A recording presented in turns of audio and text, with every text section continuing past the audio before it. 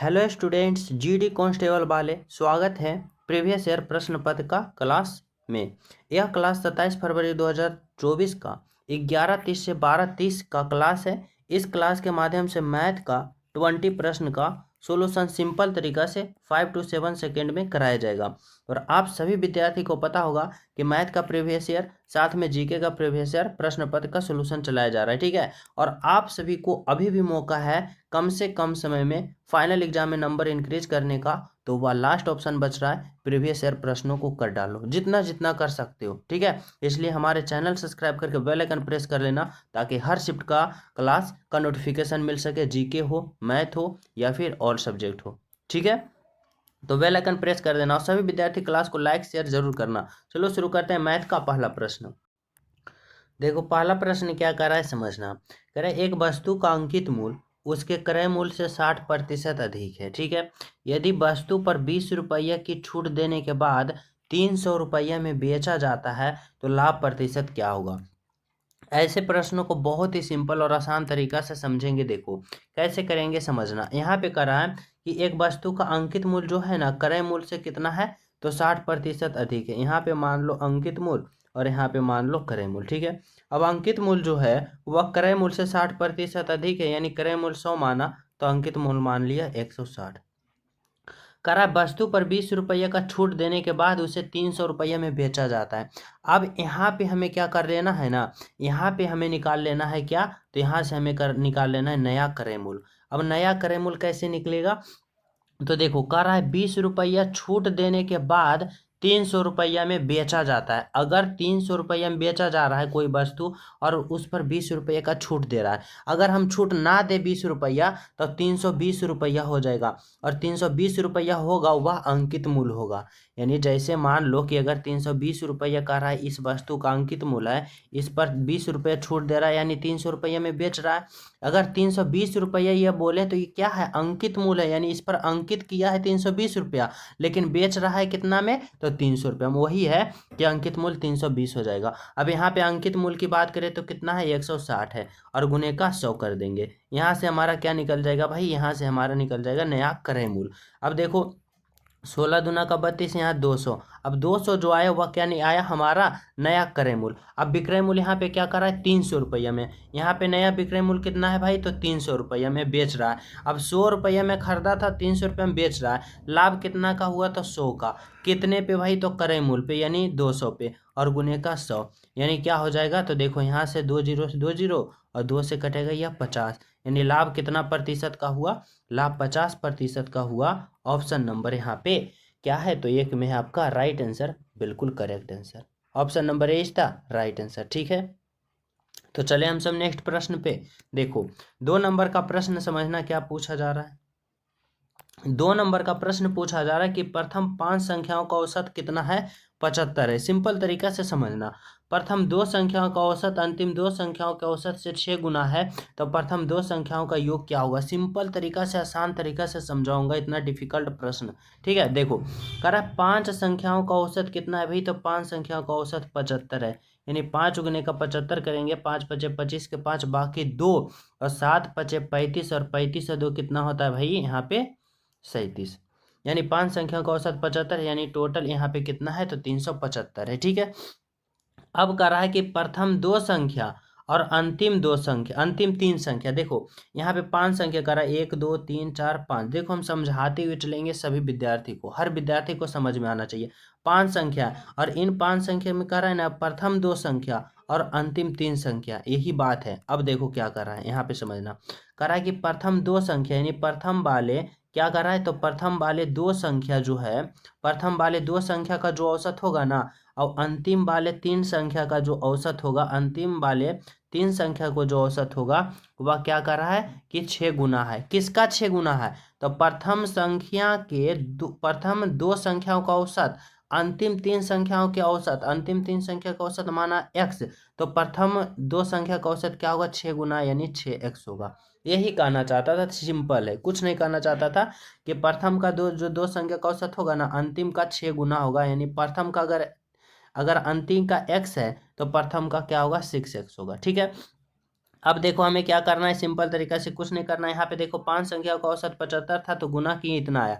उसी प्रकार प्रथम 2 संख्या का औसत इतना है तो गुना करेंगे तो 6 दूना का 12x होगा, और यहाँ पे 3, यहाँ पे गुना करेंगे तो कितना आएगा, 3x आएगा। अब देखो ये टोटल 5 संख्या का औसत इतना है, और ये 2 संख्या का है, और ये 3 संख्या का है। अगर हम इसको जोड़ देंगे तो ये 3 और 2 यानी टोटल 5 संख्या का मान आ जाएगा। यानी 12 और 3 कितना होगा, 15x, और 15x का मान कितना है तो 375 है। अगर हम x की बात करें तो कितना होगा, 15 दूना का 30 होगा, और 15 दूना का 30 और 15 बचेगा 75, यानी x का मान कितना आ गया, x का मान आ गया 25। हमें पूछ रहा है कि प्रथम 2 संख्या का योग कितना होगा, तो प्रथम 2 संख्या वाला कौन है तो 12x है, यानी 12 होगा, और x का मान 25 है तो 25 होगा। 12 25 60 के 0 बाकी 6, और 12 दूना 24, और 24 और 36, यानी यहाँ पे क्या होगा 300। 300 जो हुआ आपका राइट आंसर, ऑप्शन नंबर 1 हुआ बिल्कुल करेक्ट। ऑप्शन नंबर ए इसका बिल्कुल करेक्ट आंसर आपका राइट आंसर है। ठीक है, तो चले हम सब नेक्स्ट प्रश्न पे। देखो यहाँ पे समझना आप लोग 2 नंबर का प्रश्न क्या कर रहा है। 2 नंबर का प्रश्न यहाँ पे आप सभी से पूछा जा रहा है कि यदि यदि मूल्य में 24% की कमी की जाती है तो उपभोक्ता का कितना प्रतिशत की वृद्धि की जानी चाहिए ताकि व्यय जो हो अपरिवर्तित रहे। व्यय जो हो उसका क्या हो तो अपरिवर्तित हो, यानी ना बढ़े और ना घटे, यानी पुराने की तरह ही रहे। तो यहाँ पे हम क्या निकालेंगे, सिंपल तरीका से देखो क्या रहा है, 24% की कमी की जाती है तो उपभोक्ता कितना प्रतिशत की वृद्धि करे कि ठीक है। अब कितना प्रतिशत का वृद्धि करे ताकि क्या हो, व्यय यानी व्यय जो है अपरिवर्तित रहे। तो देखो प्रतिशत वृद्धि बराबर हम क्या करेंगे, तो कमी कितना हो रहा है भाई, तो यहाँ पे कमी हो रहा है 24% का। अब कितने पे, तो 100 माइनस का 24 पे, ठीक है, और गुने का हमें 100 कर देना है। यहाँ से सिंपल तरीका से राइट आंसर आ जाएगा, 24 हो जाएगा, और बटा का यहाँ पे कितना होगा, यहाँ पे 6 हो गया, और यहाँ पे कितना हो जाएगा, तो यहाँ पे हो जाएगा 7, ठीक है, और गुने का हमें क्या कर देना है, तो यहाँ पे गुने का हमें 100 कर देना है। ठीक है, अब यहाँ से हल कर लो, कितना सिंपल तरीका से इसको हल करेंगे, कैसे कटेगा, तो देखो इसको अगर हम काटना चाहते हैं तो 12 से 6 से काटना चाहते हैं तो देखो यहाँ से कटेगा कितना मात्रा में, तो 4 छक्का 24, और 4 से काटना चाहते हैं यहाँ से तो 4 एकम का 4, और यहाँ पे 4 नमा 36, यानी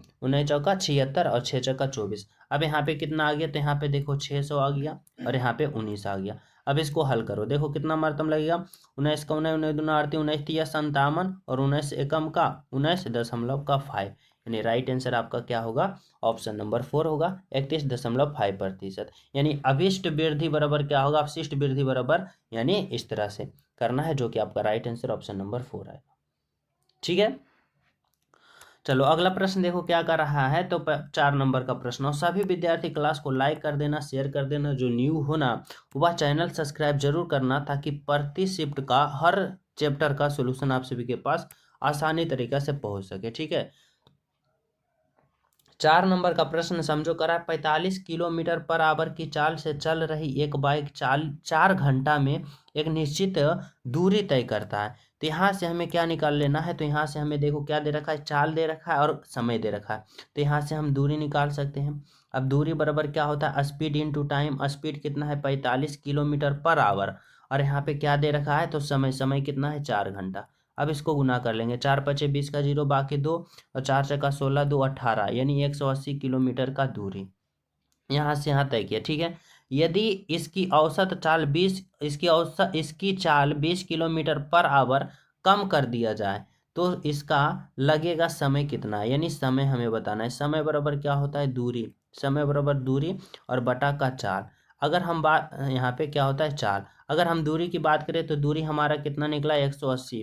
चाल की बात करें तो देखो क्या कर रहा है, जो समझना कर रहा है ना, कि इसकी चाल में 20 किलोमीटर पर घंटा की कमी कर दिया जाए, और पहले चाल था 45 में 20 कमी कर दोगे तो 25 होगा। ठीक है, अब ये समय जो निकला ना 180 जो है यह क्या है, तो किलोमीटर में है, और समय क्या है, तो किलोमीटर पर आवर में, यानी ये हमारा समय जो निकलेगा वह घंटा में निकलेगा। लेकिन हमारा एग्जामिनर कह रहा है नहीं आप मिनट में निकालो, तो मिनट में निकालने के लिए इस घंटा में हम क्या करेंगे, तो 60 से यहाँ पे गुना कर देंगे। ठीक है, यानी यहाँ से हमारा क्या निकल जाएगा, मिनट में निकल जाएगा। अब इसको हल कर लो, कैसे करोगे, तो देखो यहाँ से काटोगे, 5 से 5 पचे का 25, 5 से 12 पचे का 60, और कट रहा है तो देखो 5 से इसको काटो, 5 से इसको काटोगे 5 एकम का 5 दूना 10, 5 तिया का 15 होगा और यहाँ पे 5 छः का 30 होगा। अब देखो यहाँ पे गुना कर लो तो समय बराबर कितना निकल जाएगा भाई, तो 12 छः का 72 का 2 बाकी 7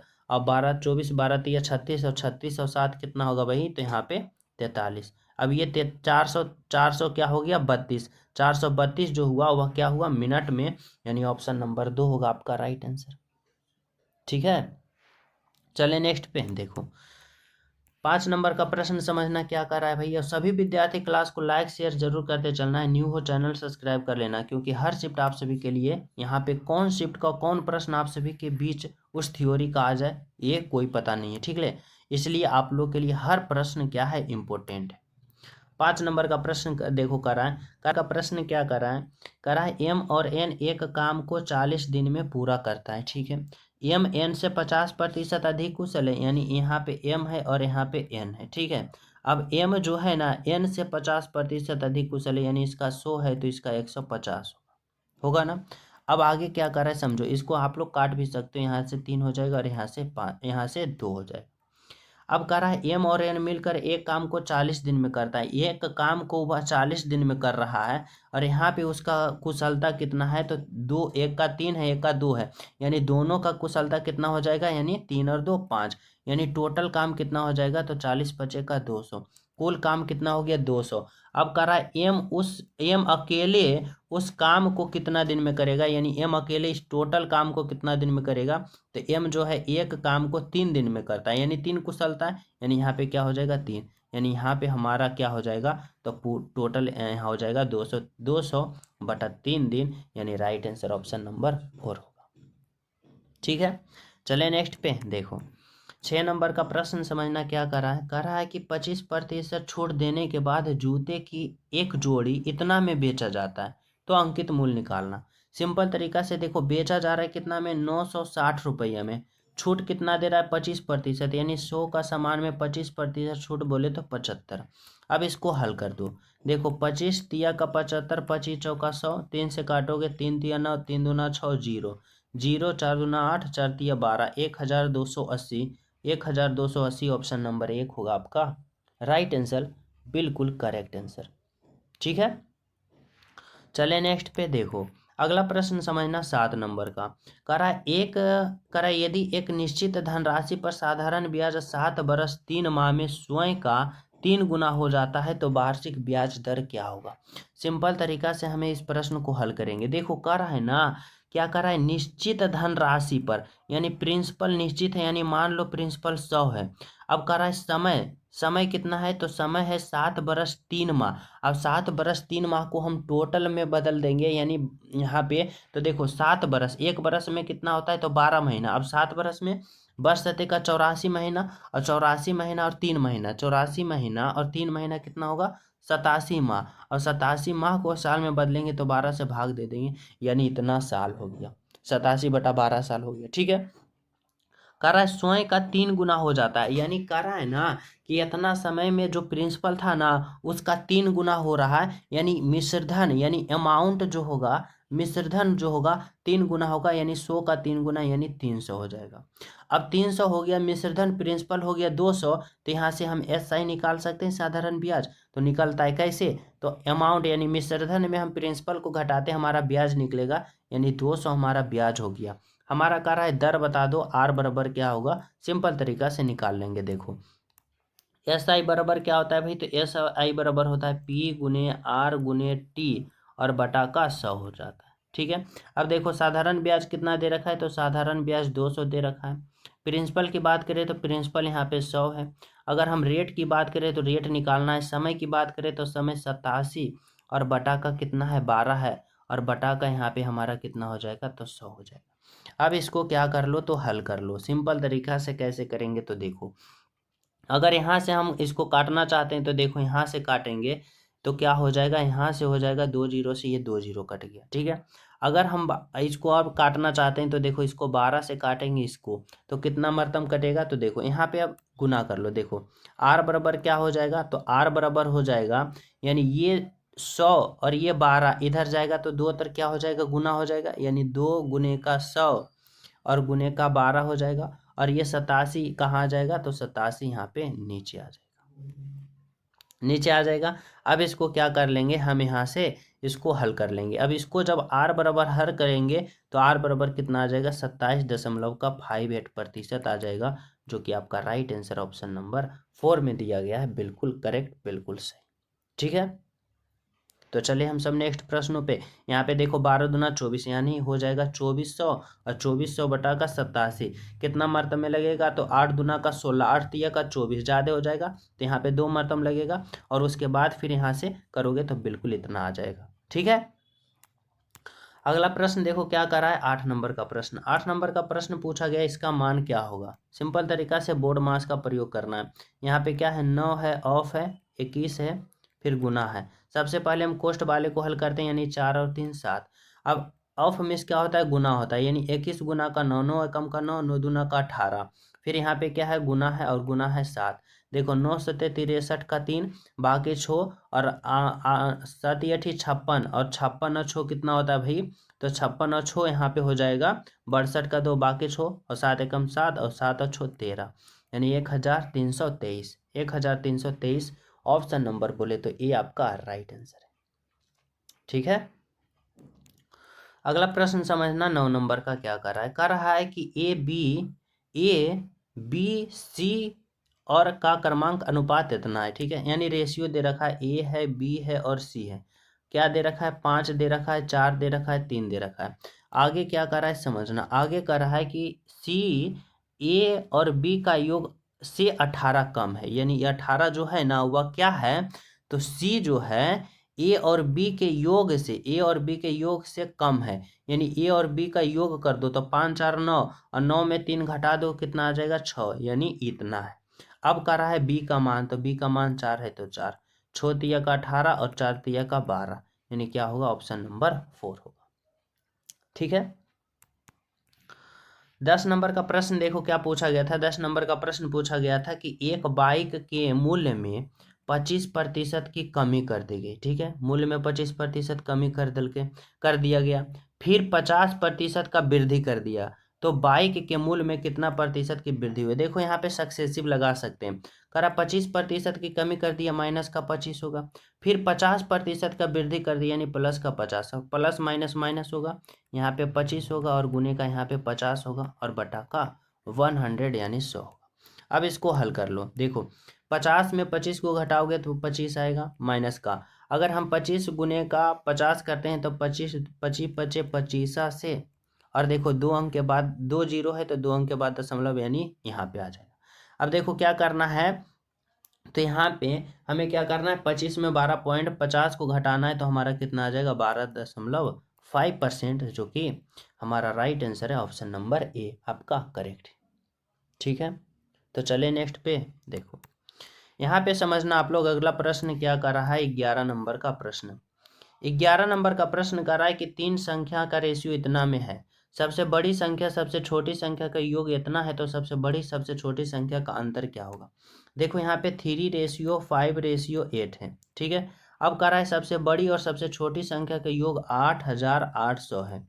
अब देखो सबसे बड़ी संख्या मान ले 8 है, और सबसे छोटी संख्या 3 है। अब 8 और 3 का जोड़ यानी योग क्या होगा, 8 3 11 होगा। अब हमसे पूछा है कि सबसे बड़ी और सबसे छोटी संख्या का अंतर, यानी 5 और 8 और 3 का अंतर कितना होगा, तो 8 और 3 का अंतर 5 होगा।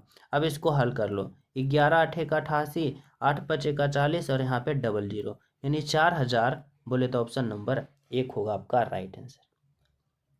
ठीक है, चलो यहाँ पे समझना 12 नंबर का प्रश्न क्या कर रहा है। 12 नंबर का प्रश्न पूछा जा रहा है कि इतना इतना इतना इतना का लघुत्तम समावर्तक क्या होगा। देखो यहाँ पे कितना है, 1.2 है। अब 1.2 को करेंगे तो पॉइंट हटाएंगे तो नीचे 10 आ जाएगा। फिर यहाँ पे क्या है 1.8, यानी पॉइंट हटाएंगे तो यहाँ पे 18/10। अब यहाँ पे देखो 2 है, ठीक है, इसको रहने दो, फिर देखो यहाँ पे 2.5 है, 2 पॉइंट हटाएंगे तो 25 बटा का यहाँ पे 10 आ गया। अब देखो यहाँ पे दो जो है यह बुचकट टाइप यानी छोटा सा कटा हुआ टाइप लग रहा है। अब इसको हम बटा में 10 बदलने के लिए हमें क्या करना पड़ेगा, ऊपर में भी हमें एक जीरो देना पड़ेगा। अब देखो जब इसको काटोगे 10 दूना का 20 यानी इसका मान 2 ही आ रहा है, यानी सिंपल तरीका से पहले कितना था, 2 था। अब इसको हमें बटा में 10 बदलने के लिए इसमें भी एक जीरो देना पड़ेगा, यानी 20/10।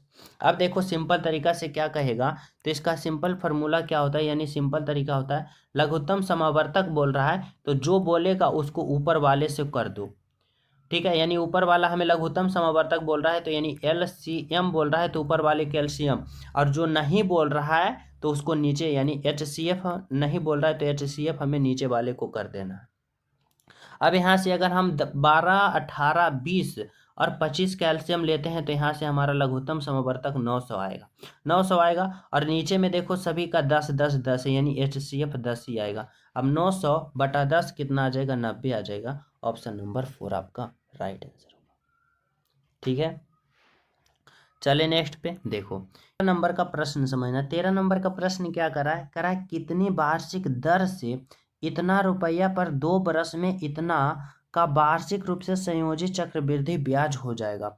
सिंपल तरीका से देखो इसको इतना शॉर्ट में बताएंगे कि आप लोग सोच भी नहीं सकोगे।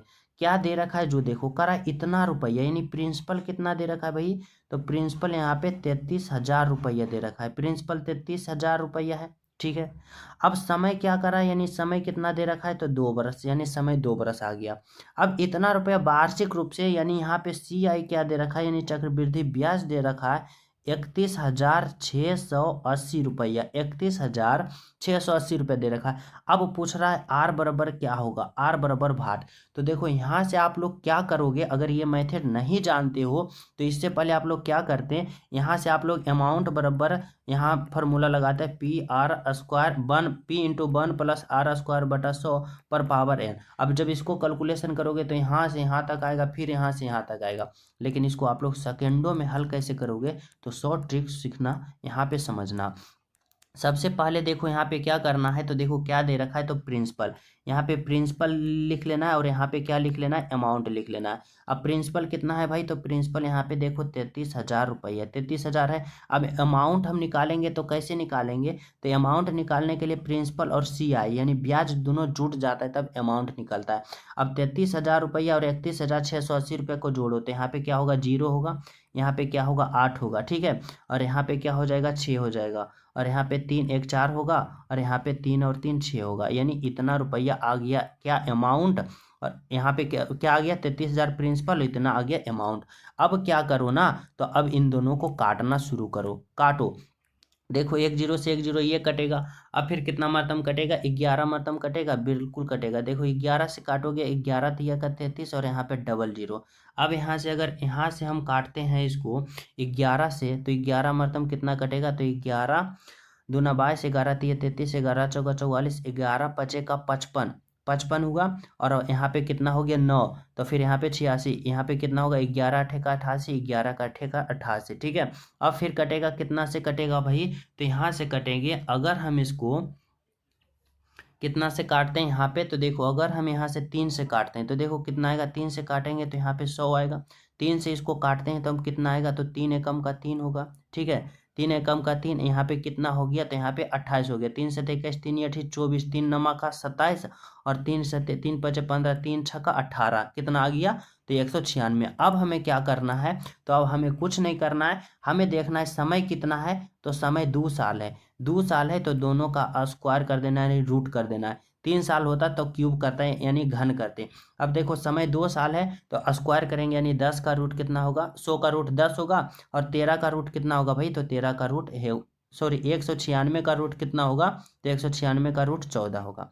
अब हमें क्या करना है, तो हमें दर निकालना है, यानी R बराबर, तो देखो प्रिंसिपल कितना है, तो 10 है, अमाउंट कितना है, तो 4 है, कितना बढ़ रहा है, तो 4 बढ़ रहा है। अब 4 बढ़ रहा है भाई कितने पे भाई, तो 10 पे, यानी प्रिंसिपल 10 है, और हमें क्या करना है, 100 से गुना करना है। 1 0 से 1 0, यानी रेट बराबर कितना होगा, 4%, जो कि आपका राइट, सॉरी रेट बराबर क्या होगा, 40%, जो कि आपका राइट आंसर ऑप्शन नंबर 3 में है। बिल्कुल करेक्ट, बिल्कुल सही, बिल्कुल सही। तो कितना शॉर्ट और कितना सिंपल में यहाँ से निकल गया। अगर फार्मूला लगाता तो 2 बार यहाँ से यहाँ आता, तब जाकर आप लोग को यहाँ पे राइट आंसर निकल पाता। ठीक है, तो यहाँ पे ये इसका शॉर्ट तरीका है।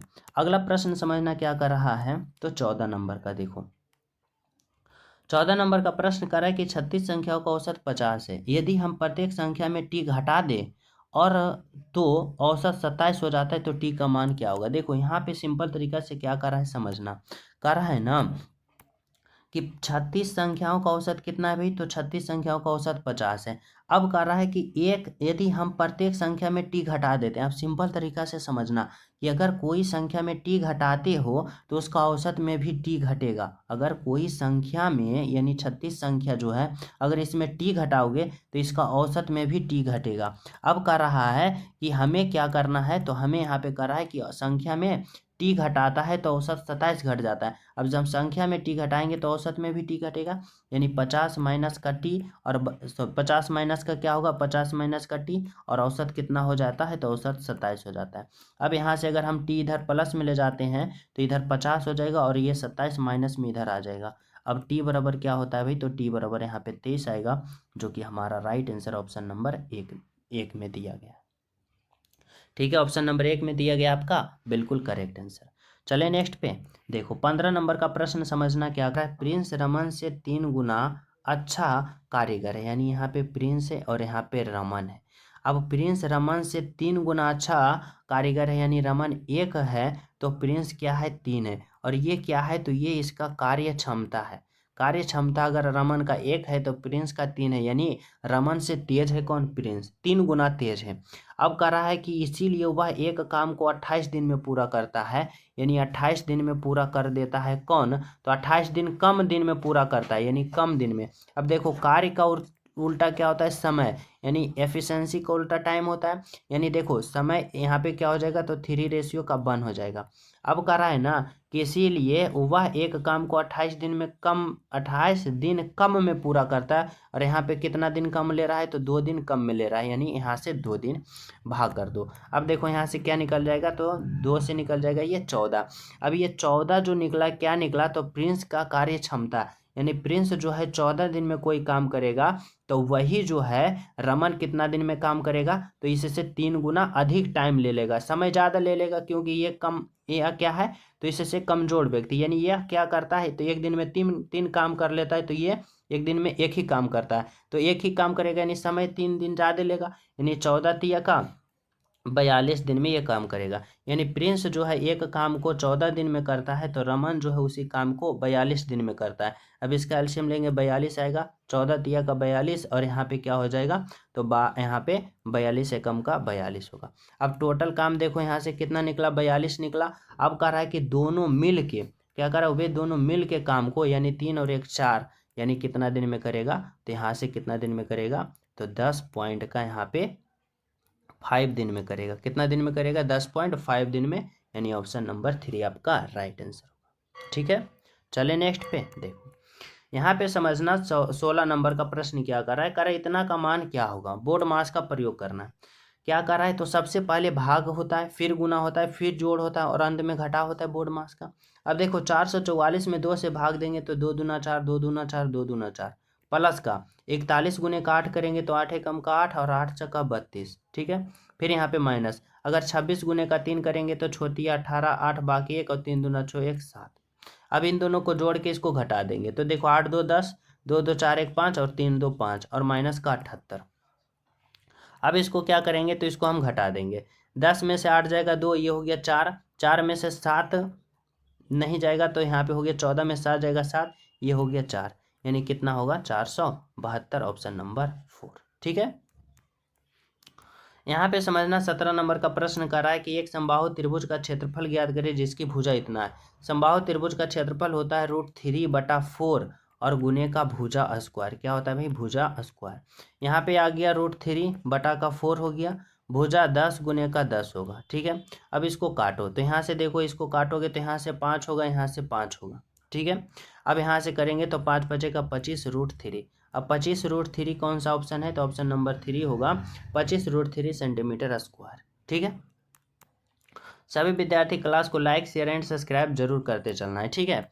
देखो यहाँ पे कह रहा है 18 नंबर का कि यदि संख्या इतना 11 से विभाजित है तो ये का मान क्या होगा। अब सबसे पहले 11 का विभाजता का नियम समझो। यहाँ पे क्या है, 3 है, 4 है, 5 है, 6 है, 4 है, ए है। अब 11 का विभाजता का नियम क्या होता है कि एक अंक छोड़ के आप क्या करो तो उसको जोड़ दो, और जोड़ने के बाद घटा दो। जैसे होगा 3 प्लस का 5 प्लस का 4, ये हो गया। अब इसको घटा दो किससे, तो 4 प्लस 6 प्लस ए से। अब जब इसको घटाओगे ना तो आपको या तो 0 आना चाहिए या तो फिर 11 का गुणनफल आना चाहिए, ठीक है। अब देखो तो वह क्या होगा, तो वह 11 से विभाज्य होगा। अब देखो 5 4 9 और 3 12 हो गया, माइनस का यहाँ पे क्या होगा, 6 4 10 और प्लस का ए, और बराबर के यहाँ पे क्या होगा, 0 होगा। अब इधर चला जाएगा तो 12 हो जाएगा और इधर होगा 10 प्लस का ए होगा। अब ए बराबर क्या होगा, तो देखो यहाँ पे ए बराबर यहाँ पे ये 10 है, इधर आ जाएगा तो ए बराबर क्या हो जाएगा, तो ए बराबर 12 और माइनस का 10, यानी ए बराबर हमें कितना निकलेगा, 2। यानी ए के जगह हमें 2 रखेंगे तो क्या होगा, 11 से विभाज्य हो जाएगा, ठीक है। अगला प्रश्न समझो 19 नंबर का क्या कर रहा है। 19 नंबर का प्रश्न कर रहा है कि एक व्यक्ति इतना रुपया में एक पुस्तक बेचने पर 35% का हानि होता है तो 20% लाभ कमाना चाहता है। देखो कह रहा है एक व्यक्ति कितना में 2860 रुपये में पुस्तक बेचता है, ठीक है, तो 35% का हानि होता है, यानी 100 का सामान में 35% का हानि हो रहा है, यानी क्या हो रहा है, तो यहाँ पे 65 हो रहा है, ठीक है। अब इसको हल कर दो, कैसे करोगे, तो देखो 5 से काटोगे यहाँ पे 20, 5 से काटोगे यहाँ पे 5 एकम का 5, 5 तिया का 15, 13 से काटोगे इसको कितना कटेगा, तो 13 दूना का 26, 13 दूना का 26, 0 यहाँ पे आ गया 0 0, 2 दूना का 4, 2 दूना का 4, इतना रुपया। अब इतना रुपया क्या आ गया, यहाँ पे आ गया इसका क्रय मूल्य। अब कह रहा है 20% का लाभ होता है, यानी इसमें 20% का लाभ कर दो, डबल 0, 2 0 से 2 0 होगा, यहाँ पे 0 होगा। 12 का 24, 12 दूना 24, 12 तिया 36, 12 चक्का 48 का 8 बाकी 4, और 12 चक्का 48, 48 और 4 52, यानी 5280। ऑप्शन नंबर 4 आपका करेक्ट आंसर, ठीक है। 20 नंबर का प्रश्न समझना क्या कर रहा है। 20 नंबर का प्रश्न कर रहा है कि एक शर्ट $40 में 20% की हानि पर बेचा जाता है तो क्रय मूल्य क्या होगा। क्रय मूल्य बराबर क्या होता है, तो देखो 40 रुपया है। अब 40 रुपया में क्या करा है, 20% का हानि पर बेचा जाता है, यानी 100 का सामान 20% का हानि बोले तो 80 पे, यानी 40 दूना का 80, 2 से काटोगे ये 50, यानी क्रय मूल्य कितना था भाई, तो क्रय मूल्य $50 था, बोले तो ऑप्शन नंबर 2 होगा आपका करेक्ट आंसर, ठीक है। समझ पा रहे हो। तो ये रहा आप सभी को टॉप 20 प्रश्न। आशा करता हूँ हर विद्यार्थी को हर प्रश्न समझ में आया होगा और इस क्लास से आप लोग बहुत ज़्यादा नया चीज़ सीखे होंगे। तो क्लास को लाइक शेयर एंड सब्सक्राइब जरूर कर देना ताकि हर शिफ्ट हर क्लास का सोल्यूशन आप सभी को मिलता रहे।